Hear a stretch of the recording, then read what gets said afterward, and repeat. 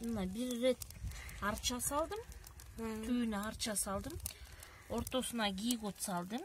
Көкөмөрөн. Кайра үстүнө арча салдым. Анан эми бунун үстүнө кайра көкөмөрөн салып коем. Анан буларды мойтуп талкалап, мынакей болушунча. Мынакей булай аябай түттөйт. Жыт аябай. Жытсон келе. Жана коронавирустан да сактайт булар. Деп койбойсузбу? Биз вирус дегенде эле ушуну шаардан, айылдан бирөөлөр келип, үйгө коноктор, кишилер келип кеткен ушинтип уштап, үйдү мусорго алсын, мынакей бунун ичин көрсөтөйүн силерге.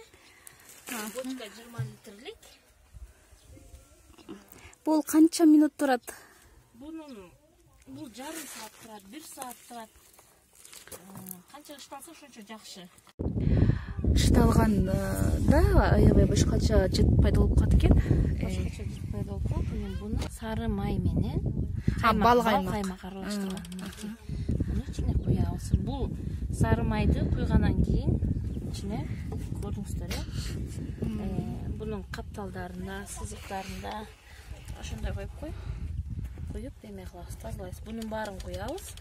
Анткени кымыз каймак болуп калат, кымыз май болуп калат дебегиле. Колдон келсе бышкан куйрукту деле марлиге салып коюп койсо болот. Бул болгону кымыз жеп коет. Кымыз майды кадимкидей өзүнө сиңирип жеп коет. Да кымызыңыздар дамдот. Көрдүңүздөрбү мынакей? Өзүнчө башкача болуп, бал каймакты кошкондо башкача өң болду. Жыт аябай сонун, бир башкача жыт. Башкача да жыт болот. Анан буну эми колубуз менен тегиз баардыгына майлап чыгабыз. Канчада бир 3 күндө, 4 күндө бир штаб турабыз. Штаб ушундай ыкманы жүргүзүш керек, 3 күн, 4 күн. 2 күндө бир кылса да болот. Кымыздын дамын чыгарат. Эми буга эми кымыз куябыз. Жана жыгачтын өзүнүн эмелери сапасы чыгат. Мынакей. Көрүп атасыздар,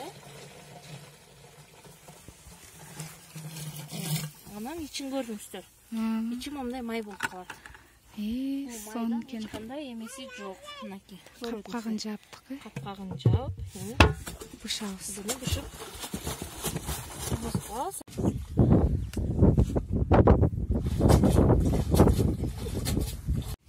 Эми 2 саат сайын сайбыз.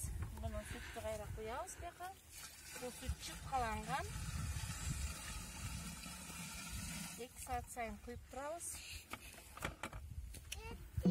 Крышкасын жабабыз. Мына бунун өзүнүн крышкасынын да ичи өзүнчө, сырты өзүнчө момундай. Баягы кымыз чыгып кетпесин депчи, ичинен эмелеп. Катыраак турсак, ошончо кымызыбыз каттуу, ичкиликтүү. Бул кымызга бал кошуп ичсе болобу?